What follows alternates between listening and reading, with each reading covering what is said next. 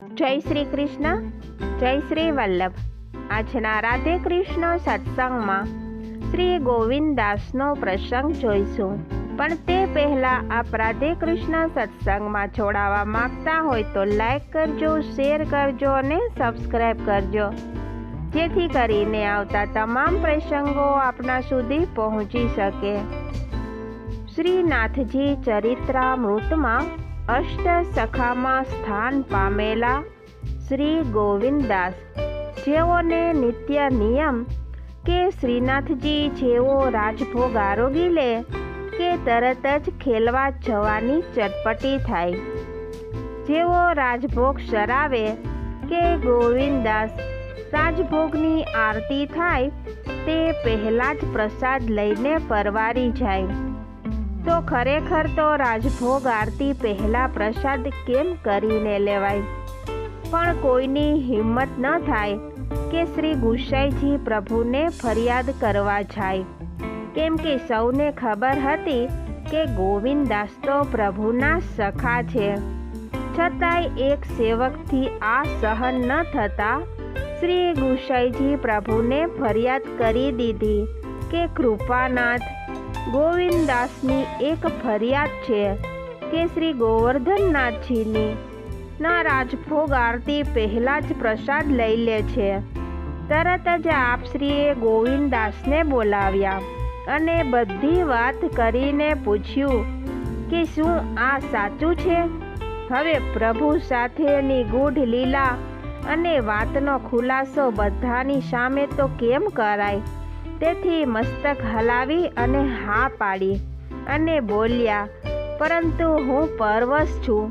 ત્યારે શ્રી ગુસાઈજીએ આજ્ઞા કરી દીધી કે હવેથી રાજભોગની આરતી થયા પહેલાં પ્રસાદ ના લેવો. તરત જ ગોવિંદદાસજીએ આપશ્રીની આજ્ઞા માથે ચડાવી લીધી. જ્યાં બીજા દિવસે રાજભોગ આરતી થઈ રહ્યા પછી ગોવિંદદાસજી પ્રસાદ લેવા બેઠા, અને તે સમયે તો શ્રીનાથજીના અનુસર થઈ ગયા હતા. તે તો રોજના ખેલવા જવાના નિત્ય નિયમ મુજબ જગમોહનમાં આવીને પ્રભુએ જોયું કે ગોવિંદો આવ્યો. એમ 5 વાર જગમોહન સુધી પ્રભુ આવીને ગોવિંદ સ્વામીને ન જોયા, તેથી પાછા ગયા.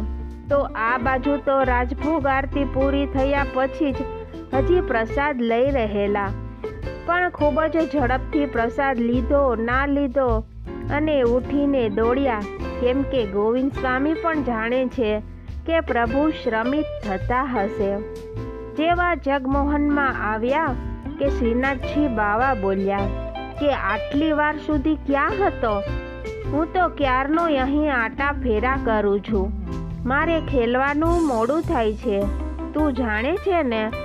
હમણાં ઉત્થાપનનો સમય થશે કે મારે પાછા ફરવું પડશે. ત્યારે ગોવિંદાસે ગઈકાલની શ્રી ગુસાઈજી પ્રભુની આજ્ઞાની વાત કરી. તો કાકાશ્રીની આજ્ઞા જાણી વધુ કંઈ ન બોલતા પ્રસન્ન થઈને ખેલવા પધાર્યા. ખેલતા ખેલતા અચાનક જ અંતર ધ્યાન થઈ ગયા અને શોધતા શોધતા પ્રભુની દિવ્ય લીલાના દર્શન થયા. કદમના વનમાં કુંજ કુટીર પાસે ઊભા રહ્યા.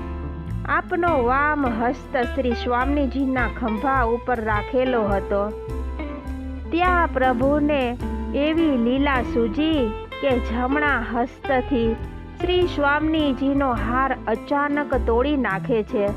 શ્રી સ્વામીજી પણ આવી લીલા જોઈને ચીબુક ઉપર ઉંગલી ધરી અટપટા ભાવો સાથે પ્રભુને એકી ટસે નિહાળી રહ્યા છે. ત્યાં તો પ્રભુ જાતે જ વાંકા વળીને કુંજ કુટીરના દ્વાર પાસે ભૂમિ પર વિખેરાયેલ પડેલા ગજમોતી વીણી વીણીને એકઠા કર્યા. ફરીવાર એક એક મોતીને શ્રી સ્વામીજીના હારમાં પોરવવા લાગ્યા. અને આ લીલાના દર્શન થતાં જ ગોવિંદ સ્વામીએ પદ ગાયું કે કદમ વન વિધિન કરત વિહાર, અતિ રસ ભરે મદન મોહન પિય, તોર્યો પિયા ઉરહાર કનક ભૂમિ વિધુરે, गज मोती कुंज कुटी के द्वार, गोविंद प्रभु श्री हस्त कर प्रेवित सुंदर व्रज राजकुमार। अचानक लीला स्वरूपो अंतर ध्यान थई गया। प्रभु गोवर्धन नाथ स्वरूपे वળી ગોવિંદાસ સાથે ખેલવા લાગ્યા। જ્યાં ઉત્થાપનનો સમય થયો કે ગિરિરાજ ઉપરના મંદિરમાં પધાર્યા। જેવા શ્રી ગુસાઈજી પ્રભુ મંદિરમાં પધાર્યા કે શ્રીનાથજી બાવાએ રીસ કરીને મોઢું ફૂલાવી દ્રષ્ટિ ના આપી તો શ્રી ગુસાઈજી પ્રભુએ ચિંતાયુક્ત સ્વરે પૂછ્યું, બાવા આજે આમ કેમ, સાથી રીસાયા છો? ત્યારે પ્રભુ બોલ્યા કે આપે તો ગોવિંદાસ ને રાજભોગ આરતી થયા પછી પ્રસાદ લેવાની આજ્ઞા કરી દીધી, તો હવે ખેલવા જવામાં બહુ મોડું થઈ જાય છે, એ કારણે જ અમારું ખેલવાનું ઓછું થઈ ગયું। તરત જ શ્રી ગુસાઈજી ચરણ ગિરિરાજથી નીચે પધારી બેઠકમાં બિરાજ્યા અને ગોવિંદાસને બોલાવી ફરીથી આજ્ઞા કરતા કહ્યું કે હવે તમારે રાજભોગ આરતી પહેલા જ પ્રસાદ લેવાનો છે। એટલું કહી સૌ સેવકોની વચ્ચે ફક્ત ગોવિંદ સ્વામી સામે સૂચક સ્મિત આપ્યું અને શ્રી ગોવિંદ સ્વામી પણ તે સમજી ગયા। તો આ સાથે જ આપણે આજના રાધે કૃષ્ણ સત્સંગને અહીં વિરામ આપીએ। ફરીથી મળીશું નવા જ પ્રસંગો સાથે। જય શ્રી કૃષ્ણ, જય શ્રી વલ્લભ।